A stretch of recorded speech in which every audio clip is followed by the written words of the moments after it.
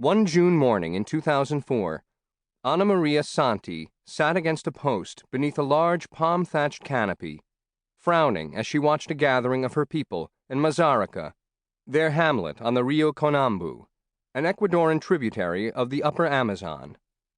Except for Anna Maria's hair, still thick and black after 7 decades, everything about her recalled a dried legume pod. Her gray eyes resembled 2 pale fish trapped in the dark eddies of her face. In a patois of Quechua and a nearly vanished language, Zapara, she scolded her nieces and granddaughters. An hour past dawn, they and everyone in the village, except Anna Maria, were already drunk. The occasion was a minga, the Amazonian equivalent of a barn raising. 40 barefoot Zapara Indians, several in face paint, sat jammed in a circle on log benches.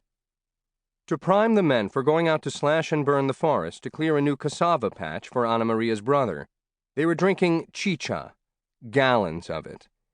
Even the children slurped ceramic bowls full of the milky, sour beer, brewed from cassava pulp, fermented with the saliva of Zapara women who chew wads of it all day.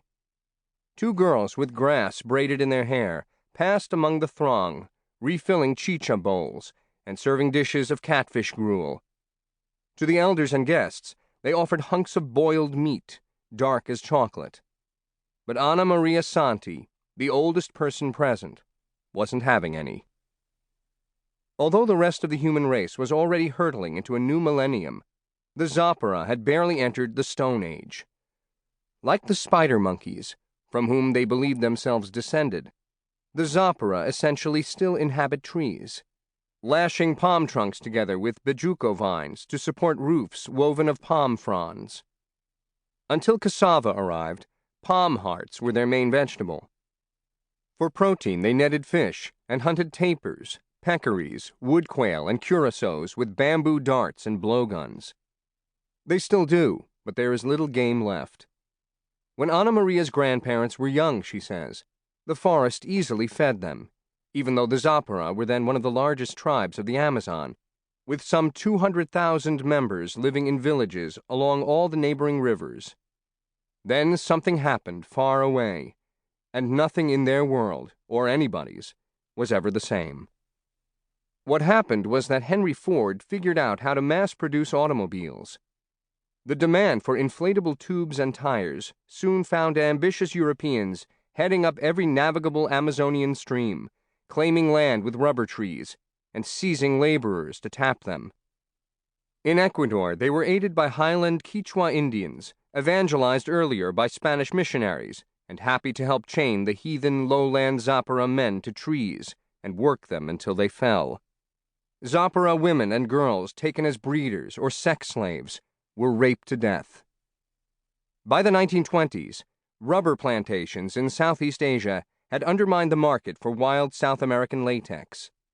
The few hundred Zapara who had managed to hide during the rubber genocide stayed hidden.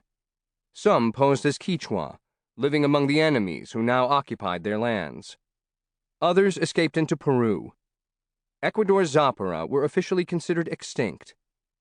Then, in 1999, after Peru and Ecuador resolved a long border dispute, a Peruvian Zapara shaman was found walking in the Ecuadorian jungle. He had come, he said, to finally meet his relatives. The rediscovered Ecuadorian Zapara became an anthropological cause célèbre. The government recognized their territorial rights, albeit to only a shred of their ancestral land, and UNESCO bestowed a grant to revive their culture and save their language. By then, only 4 members of the tribe still spoke it, Anna Maria Santi among them. The forest they once knew was mostly gone. From the occupying Quechua, they had learned to fell trees with steel machetes and burn the stumps to plant cassava. After a single harvest, each plot had to be fallowed for years. In every direction, the towering forest canopy had been replaced by spindly second-growth shoots of laurel, magnolia, and copa palm. Cassava was now their mainstay, consumed all day in the form of chicha. The Zapara had survived into the 21st century, but they had entered it tipsy and stayed that way.